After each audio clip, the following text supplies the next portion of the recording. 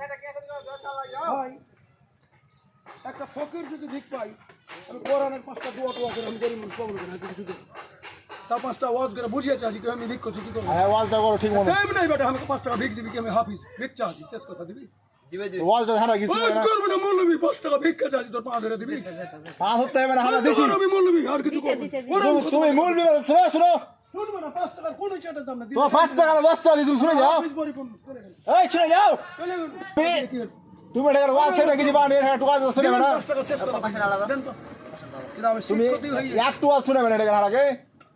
মাথায় বাড়ি দিবেন 5 টাকা হাফিজকে দিবেন আওয়াজ করবো না দিবেন 5 টাকা দিবেন দেন ভাই দিবেন সুবহানাল্লাহ হারা কিছু ওয়াজ শুনতে পাবো না বা বাড়ি গুনে চাচা দিবেন হচ্ছে 5 টাকা আওয়াজ করবো না দিবেন পাঁচ হতে হবে না আপনি বাড়ি গুনে পাবেন না বা কোন থানা থেকে শেখে দেন শিবন থানা থেকে